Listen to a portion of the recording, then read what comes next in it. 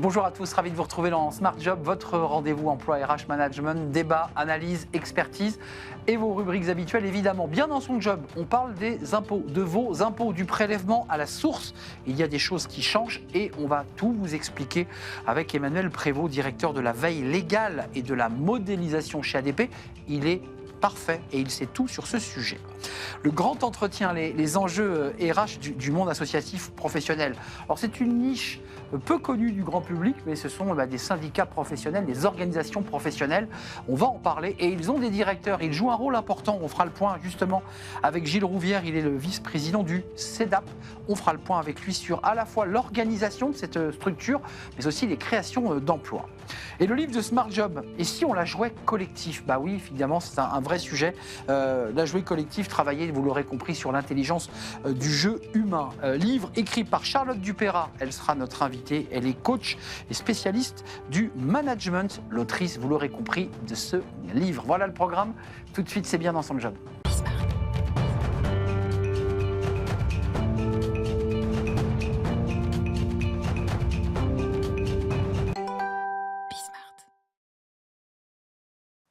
On parle de vos impôts, on parle du prélèvement à la source, qui est une réforme qui a un peu tout bouleversé. Il y a des choses qui changent et on va tout vous expliquer, alors que vous soyez salarié, mais que vous soyez aussi chef d'entreprise ou auto-entrepreneur, parce qu'il y a quelques petites nuances. Avec nous, Emmanuel Prévost. Bonjour Emmanuel. Bonjour. Vous êtes directeur de la veille légale et de la modélisation chez ADP, donc qui est un expert de ces sujets, entre autres. D'abord, concrètement, sur ces enjeux de prélèvement à la source, c'est ce dont vous êtes venu nous parler. Qu'est-ce qui a évolué depuis le 1er septembre ? Alors, ce qui a évolué depuis le 1er septembre, en fait, c'est la capacité d'individualiser le taux de prélèvement à la source au sein du foyer fiscal. Historiquement, en fait, c'était le taux du foyer fiscal qui était transmis aux employeurs pour que le prélèvement à la source puisse être appliqué sur les traitements de paye.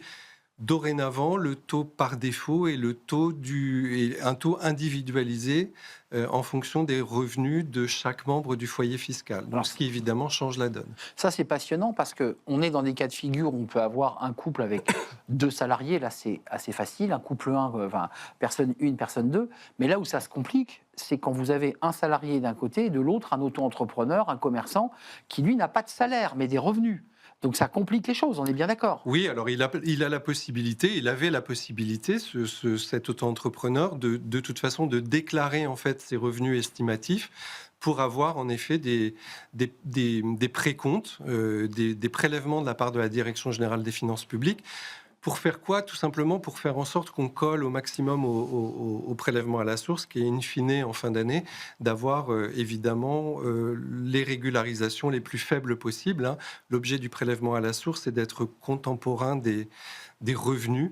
Et donc, pour un auto-entrepreneur qui n'a pas de verseur de revenus, Oui. évidemment, c'est à lui d'aller indiquer une estimation de manière à pouvoir être prélevé. Et donc, c'est lui qui va dire à la DGFiP le montant de prélèvement qu'il consent à faire, en fait. Absolument, tout à fait. Ça, c'est un point important. Et il peut se séparer, même s'il est marié ou pacsé avec quelqu'un. Oui, ça peut être individualisé au sein d'un foyer fiscal. Seuls des revenus qui seraient communs au foyer fiscal, par exemple des revenus immobiliers, bien dans sûr. ce cas-là, feraient l'objet d'un calcul commun et ensuite réaffecté au prorata. Attention toutefois, pour la Direction générale des finances publiques, ça reste quand même le foyer fiscal qui est redevable, même si évidemment on sépare les calculs pour avoir des taux d'imposition différents. Donc si j'oublie d'aller voir la DGFiP et que je ne paie pas mes impôts, ça sera ma femme qui paiera les impôts. Absolument, ce sera votre foyer fiscal qui sera appelé en responsabilité. Bon, c'est une très bonne information. Donc ça, c'est juste un mot quand même sur le côté, on parlait des usagers, ceux qui vont aller, mais il y a quand même un enjeu pour vous chez ADP, côté entreprise. Qu'est-ce que ça change? On modifie les logiciels? Qu'est-ce que ça modifie dans votre relation, vous, de conseil aux entreprises? Alors, chez ADP, on réalise plus de 3 millions de bulletins de salaire par mois. Donc, évidemment, c'est une évolution qu'on a pris avec grand sérieux. On a informé, en fait, nos clients entreprises de ce changement. Alors, tout est automatisé, c'est-à-dire que l'employeur n'a rien à faire. Les taux de prélèvement à la source lui arrivent directement via ce qu'on appelle des transmissions machine-to-machine et sont intégrés directement dans nos systèmes d'information pour qu'ils puissent être pris en compte pour le calcul des bulletins de salaire.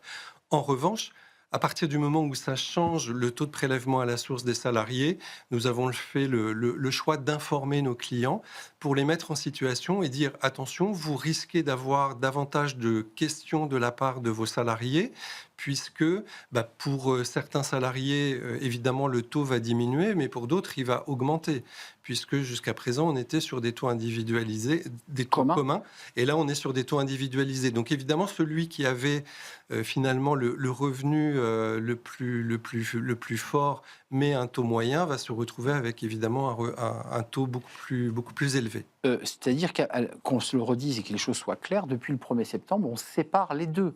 Il n'y a plus de possibilité de rester comme avant le 1er septembre. Il n'y a pas d'option. Si, c'est une option. C'est-à-dire que la Direction générale des finances publiques a inversé l'option. Elle est désormais en option en taux individualisé, en majeur en taux individualisé. En revanche, il reste toujours l'option qui est de dire finalement je veux conserver un taux moyen au sein de mon foyer fiscal. Vous savez, au moment de l'avènement du prélèvement à la source en 2019, il y avait aussi l'option qui était de dire je ne veux pas divulguer mon taux de prélèvement à la source auprès de mon employeur. Donc ces options restent. C'est possible de le faire, mais ce qu'on constate, c'est qu'en général, les options sont relativement peu prises par les contribuables. Ils ont plutôt tendance à laisser faire les options par défaut de la Direction générale des finances publiques. Un mot, puisque vous êtes un expert de ces sujets, on peut faire varier son taux nous-mêmes directement sur le site DGFiP, où le taux il est fixé par rapport à ce qu'on déclare en revenus ou en rémunération? Alors, le taux est fixé par rapport à vos revenus déclarés. En revanche, vous avez la possibilité de le modifier. Si, par exemple, vous estimez avoir des revenus qui vont augmenter, vous pouvez très bien augmenter votre taux de prélèvement à la source. Ou inversement le diminuer. Attention, si vous le diminuez et que vous lésez la trésorerie de la Direction générale des finances publiques, là, vous pouvez avoir des pénalités. Donc, l'augmentation du taux est tout à fait libre. La baisse nécessite vraiment de le faire avec précaution. Ne lésez pas la DGFiP, car la DGFiP va vous rattraper. Merci d'être venu nous éclairer sur tous ces sujets qui sont des sujets qui en apparence paraissent techniques, mais qui sont très intéressants. On peut donc séparer les taux, et on n'est plus en couple, en unité, mais on peut se séparer, évidemment, avoir des variations. Évidemment, quand on faisait un taux moyen, c'est pas le même que quand on réindividualise. Absolument. Merci Emmanuel Prévost d'être venu nous rendre visite, directeur de la veille légale et de la modélisation chez ADP. Combien de bulletins de paie? C'est vertigineux. Plus de 3 millions par mois. 3 millions de bulletins de paie par mois, c'est colossal. Merci de nous avoir rendu visite. On tourne une page, on s'intéresse aux organismes professionnels, qui est véritablement un secteur peu connu, peu médiatique, mais qui génère beaucoup d'emplois et qui génère évidemment un certain nombre de secteurs d'activité incroyables. On va faire le point, justement, c'est l'occasion de faire la lumière sur le CEDAP. Et on accueille son vice-président dans Smart Job, qui est le débat aujourd'hui, un grand entretien.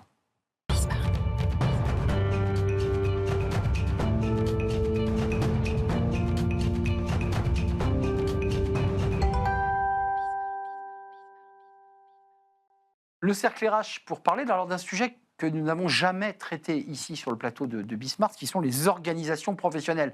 Alors, ce ne sont pas des associations loi 1901 traditionnelles type Resto du Cœur, associations caritatives. Ce ne sont pas non plus des syndicats dont on vous parle régulièrement, qui sont autour de la table pour le dialogue social. Non, c'est autre chose qu'on appelle des organisations professionnelles. Et on va en parler parce que ça représente des centaines de secteurs d'activité, des centaines de métiers. Et donc derrière, évidemment, d'emplois. Et on en parle avec son vice-président, Gilles Rouvière. Merci d'être avec nous. Alors, vous êtes puissant, mais alors vous êtes des hommes de l'ombre. Et là, c'est l'occasion aujourd'hui de sortir de l'ombre. Vice-président du CEDAP. Et je précise que la fonction de vice-président, fonction bénévole, parce que vous êtes, le directeur général d'une fédération qui s'appelle Alliance 7 et qui représente, alors là aussi, combien de métiers, combien de corps? 9 métiers. 9 métiers différents. Alors, Alliance 7, 9 métiers. Oui, on est en train de travailler sur le nom, pour tout vous dire. Alliance 9, alors. On va essayer de trouver mieux. Confiserie. Confiserie, chocolat, biscuits gâteaux, thé, café, apéritifs à croquer, fruits secs, céréales du petit déjeuner et tout l'univers nutrition spécialisé qui répond à une alimentation spécifique, personnes âgées, malades, sans gluten, enfants. C'est 2 mondes, épicerie et nutrition spécialisée. Sujet important, le sans gluten et l'alimentation pour les gens malades. Le CEDAP, c'est le Centre d'études des directeurs d'associations professionnelles, donc vous en êtes le vice-président, qui est une tour de contrôle qui va gérer évidemment beaucoup de personnalités comme vous. En regardant et en essayant de comprendre, J'ai vu que vous aviez été, alors c'est la fameuse loi Le Chapelier, pour ceux qui font un peu d'histoire, qui en 1791 interdit toutes les associations pour éviter de régénérer des risques politiques.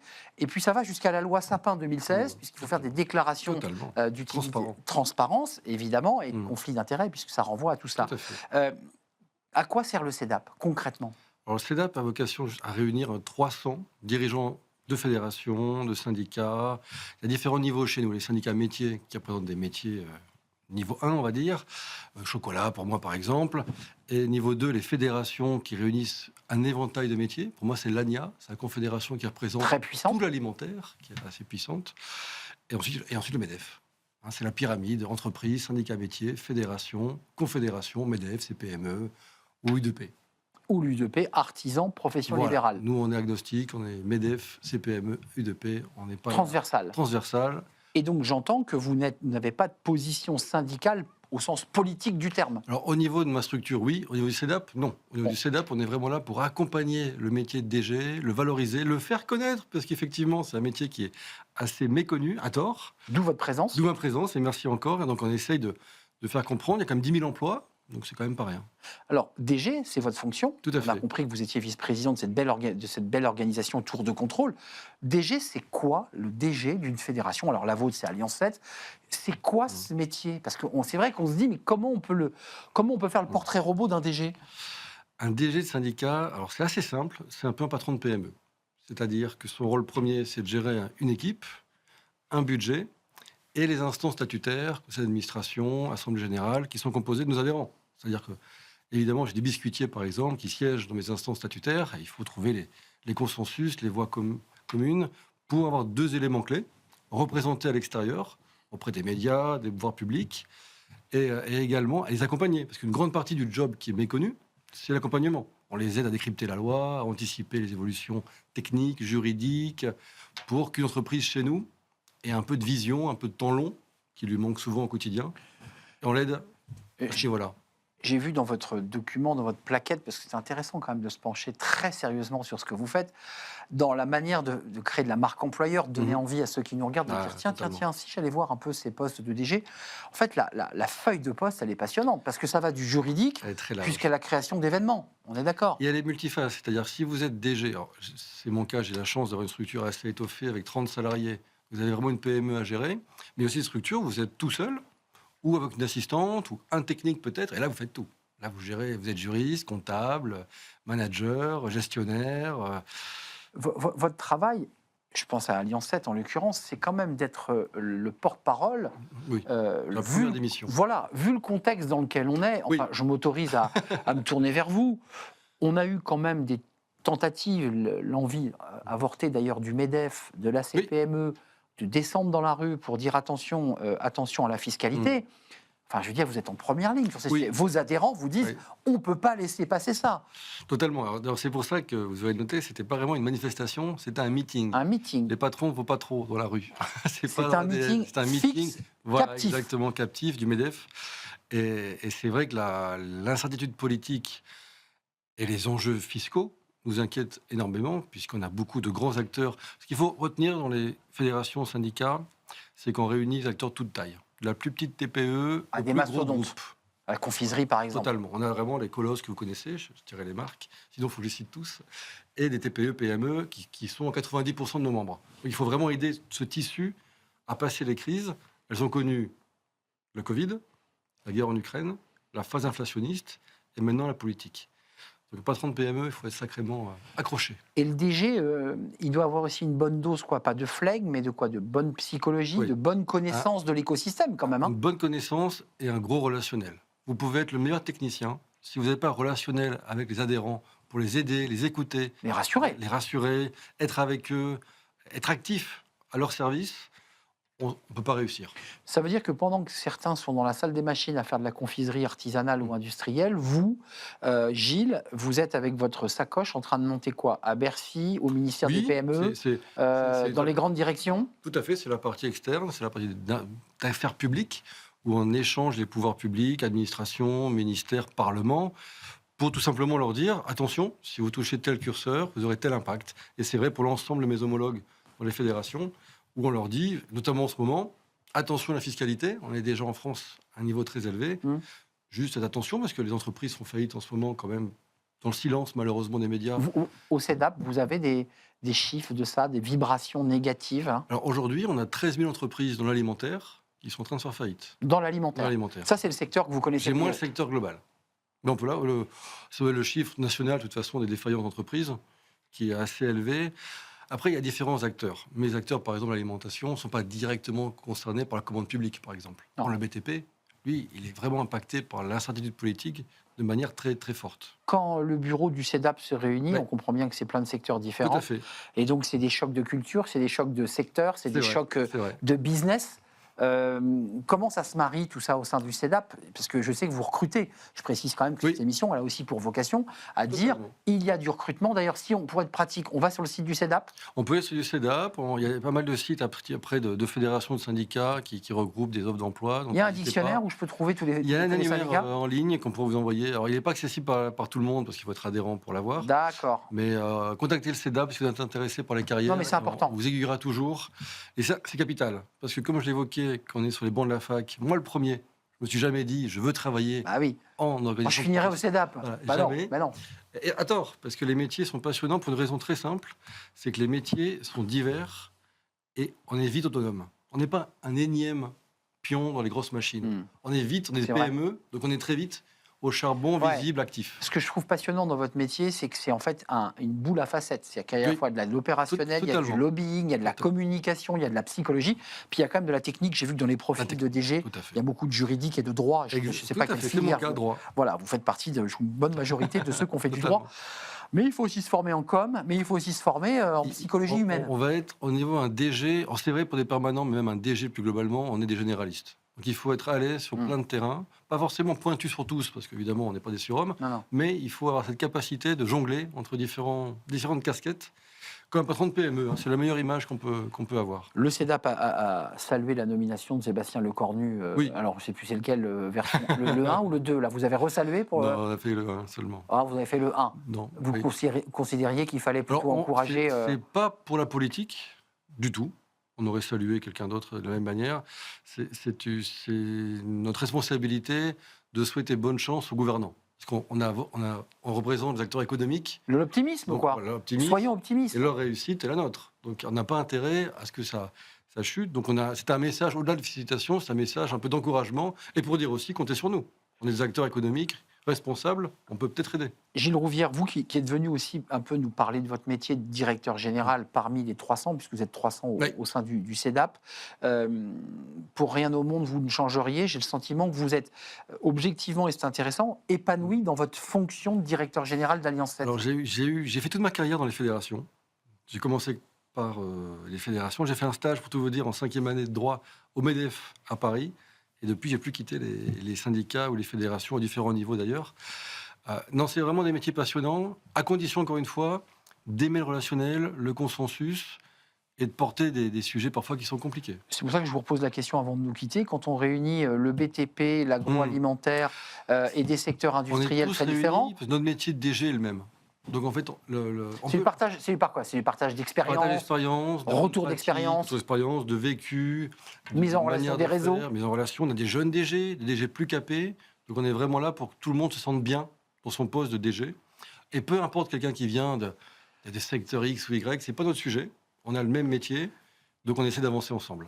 Dans votre secteur, quel est le sujet que vous portez aujourd'hui à Alliance 7? Alors, il y a un discours politique général de Lecornu Oui, 2 voilà. qui est en suspens. Totalement. On ne sait pas si ce gouvernement va rester. Il y a un enjeu sur les retraites. Mais quels sont vos sujets que vous avez sous le bras et dont vous attendez le ministre? Alors, il y a eu Farandou au travail.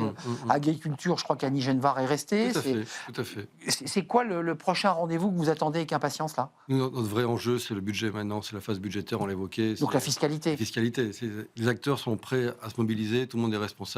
On ne peut pas avancer avec des boulets aux pieds par rapport aux concurrents européens ou mondiaux, avec des pays quand même qui sont assez agressifs. Et nous, on est toujours un peu dans l'idéologie, dans le dogmatisme, et nous, on veut vraiment avancer, et il ne faut pas rajouter des boulets aux entreprises pour avancer. C'est vraiment le message clé de la fin d'année.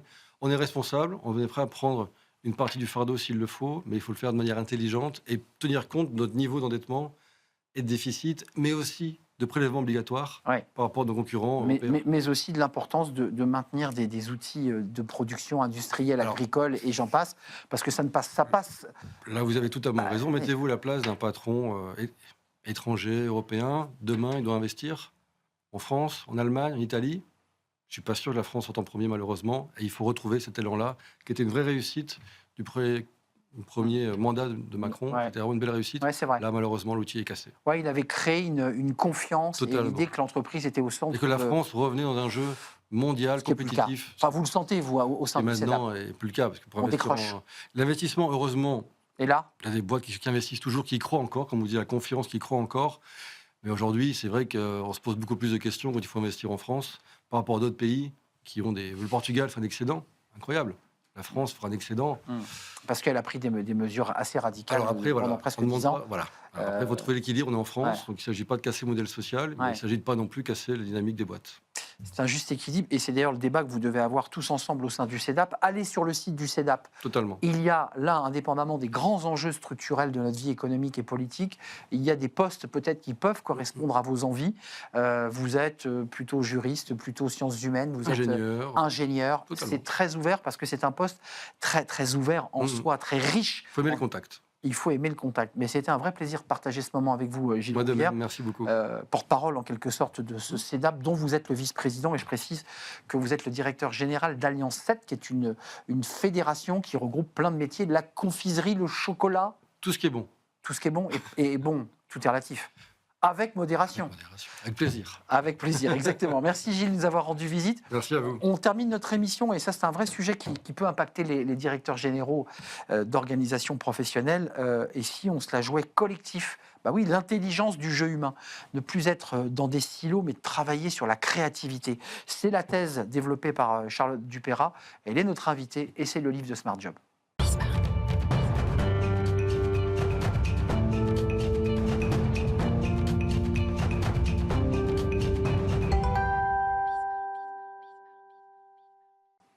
Le livre de Smart Job, l'intelligence collective, on en parle beaucoup et un livre est sorti, écrit par Charlotte Dupérat. Elle est avec nous aujourd'hui. Bonjour Charlotte. Merci de me recevoir. Très heureux de vous Bonjour. revoir. Je crois que vous êtes venu en 2020, au tout début de Bismart. Ce livre, et si on se la jouait collectif, l'intelligence du jeu humain, réédition orchestrée, édition augmentée, traduit en anglais. Bientôt, en bientôt. 2026. Avec une préface de Charles-Henri Besser, des ors qu'on salue. D'abord, un mot quand même sur ce concept d'intelligence collective, parce que on est quand même dans les entreprises où tout le monde est en silo, pour ne pas dire taylorisé, dans ses tâches, même tertiaires. Et vous, vous dites non, c'est fini, l'entreprise ne peut plus continuer à travailler comme ça. Pourquoi elle ne peut plus continuer à travailler comme ça ? En fait, on voit aujourd'hui qu'il y a un problème de vision stratégique. Il y a un flou stratégique, personne ne peut contester cela. Et c'est tout simplement parce qu'il nous faut modifier nos organisations de travail, nos manières de travailler ensemble pour mieux faire collectif. Et donc, si vous voulez, je vais mettre l'accent sur des pain points qui montrent bien tout ça, qui illustrent bien tout ça. Aujourd'hui, on a une pression individuelle qui est tellement forte que finalement, elle va mener à l'épuisement des collaborateurs les plus investis. Vous parlez du burn-out d'ailleurs dans votre ouvrage. Et quand c'est les collaborateurs les plus investis, ça pose question. C'est souvent les collaborateurs les plus investis d'ailleurs, qui sont cuits et qui s'épuisent. Ouais. Et il y a aussi l'idée que finalement, il y a beaucoup d'individualisme dans nos manières de travailler et dans notre société en général, qui va faire que c'est difficile de faire collectif, qui va amener de la compétition, de la rivalité. Et enfin, dernière chose, finalement, il y a un manque de régulation du cadre de confiance par un manque finalement de régulation des comportements qui vont empêcher le jeu du collectif, vont détériorer le jeu du collectif. Vous dites dans votre livre qu'on ne favorise pas, qu'on ne veut pas favoriser la créativité parce que les managers, les dirigeants, les CEO disaient non, attendez, ça va être un bazar sans nom. Alors que vous dites l'inverse. Vous dites qu'il faut favoriser, il faut créer et pousser à la créativité. Ça, vous le portez. En fait, c'est simplement parce que nos modes d'organisation aujourd'hui, qui sont issus de la taylorisation des tâches, vont favoriser l'opérationnel. C'est pas forcément une volonté délibérée qu'il n'y ait pas de créativité, mais ça va aller dans le sens de l'opérationnel, donc ça l'élimine. Vous dites aujourd'hui, le chiffre, c'est un petit dessin marrant d'ailleurs, 1,5% de croissance, un nouveau client, 7 sur 10 en notre client, voilà. Bah, ça nous fera donc 10 000 de bonus tout rond. Des petits dessins qui illustrent votre livre qui sont assez drôles et vous dites l'entreprise a perdu sa capacité à disserter, à s'écrire, à se dire, sa faculté narrative. Qu'est-ce que vous voulez dire par là ? En fait, moi, je le vois parce que finalement, quand j'ai beaucoup d'interlocuteurs, dirigeants, managers, qui individuellement sont convaincus qu'il faille mieux faire collectif, mais finalement, ils ont du mal à faire en sorte que ça marche au niveau de l'entreprise, parce qu'en fait, c'est le modèle qu'il faut changer. C'est les manières de travailler qu'il faut changer. Et finalement, les gens qui vont aller dans le sens de mon projet, parce qu'à l'issue du livre, j'ai constitué une démarche pour amener les entreprises à se transformer avec une conférence. Le livre, qui est un livre-outil à destination des managers et des RH, qui a été distribué notamment par L'Oréal aux 100 DRH en première édition, 200 en deuxième édition et bientôt aux 400 managers internationaux. Mais ceux qui me font confiance, c'est des dirigeants visionnaires, comme L'Oréal, par exemple, qui sont dans l'innovation, l'excellence. Mais ça veut dire quoi ? Ça veut dire qu'on vient casser les murs des managers verticaux, ça veut dire qu'on travaille plus en horizontalité, ça veut dire qu'on prend plus le temps pour mettre des mots. Concrètement, ça se manifeste comment, cette intelligence collective au sein de l'entreprise ? Alors, il y a énormément de choses qui sont développées dans l'ouvrage, mais en règle générale, en fait, c'est sortir de l'opérationnalité pour aller vers le dialogue collectif, la réflexion collective, faire un petit pas de côté, être capable d'une remise en question. Et on a beaucoup de mal à cette transformation à cause de ça, parce qu'on est ancré dans l'opérationnel. Mais ça veut dire aussi qu'on est entré et ancré dans des rythmes professionnels où parfois on ne trouve pas l'espace pour le faire. On a beaucoup de réunionites où on l'entend, les gens s'épuisent, perdent un temps fou, on voit des mails en parallèle. On pourrait profiter de ce temps-là pour faire et aller sur le chemin que vous proposez, non ? Enfin, oui. Il faut le trouver, ce temps, quand même. En fait, moi, c'est justement la démarche que je crée, c'est pour faire en sorte que le collectif commence à trouver des solutions par lui-même. C'est ce que fait ma conférence. Une mobilisation, un dialogue collectif, une hauteur de vue pour se dire, non, en fait, il faudrait qu'on fonctionne autrement. Et d'ailleurs, chez un de mes clients, il y a un de ses collaborateurs qui est venu le voir et qui lui a dit, voilà, j'aimerais qu'on trouve des solutions pour mieux faire équipe. C'est généralement ce qui se passe après une de mes conférences. Et ils ont décidé de mettre des binômes pour casser les silos. Ça paraît idiot, mais c'est déjà aller vers une logique du collectif. Donc on rentre dans le concret avant de nous quitter, parce que c'est une vision, on voit bien que vous portez comme ça une sorte d'ambition de transformation. Concrètement, un conseil concret, là vous venez de en donner un binôme, on crée des binômes de service à service, on crée des moments de partage, d'espace, d'échange de quoi ? De rex, de technicité, qu'est-ce qu'on partage ? Alors, un conseil concret. Tout seul, on ne va pas réussir à faire collectif. Par contre, moi, ce que je constate, c'est que beaucoup de dirigeants, de managers et de DRH, alors qu'ils ont l'impression de savoir comment ça marche, le collectif, ne le savent pas. Et la mécanique du collectif, on ne la connaît pas suffisamment. Le livre est aussi une vulgarisation de la mécanique du collectif. Donc, se rappeler les bases. Parce que c'est subtil, c'est quelque chose, c'est vraiment, c'est une expertise, le collectif. Donc, c'est pas qu'un team building qu'on fait comme ça de temps en temps. Non, et il faut que ça soit ancré dans la durée. C'est pas un team building une fois par an où on fait du collectif. Il faut l'inscrire dans la durée. Voilà. Mais en fait, tout seul, on n'arrivera à rien, mais ensemble, on va arriver à quelque chose. Et c'est ce qui se passe lorsque je fais mes conférences. Ensemble, il y a un moteur qui se met en marche. Merci Charlotte pour cette énergie communicative et cette ambition, parce que vous portez une ambition au-delà de ce livre. Et si on la jouait collectif, l'intelligence du jeu humain, c'est un livre qui a été augmenté de la version précédente, traduit en anglais, je le précise, édition Personne. J'ai mis l'accent anglais. Merci à vous, Charlotte Dupeyrat, l'autrice de notre rubrique Le Livre. Merci à toute l'équipe. Merci à Nicolas Juchat, que je salue et que j'en remercie. Merci à Paul, qui était avec moi au son aujourd'hui, et Kylian, qui réalisait notre émission. Merci à vous tous. Merci pour vos messages. Merci pour votre fidélité. Et à très, très bientôt. Bye bye.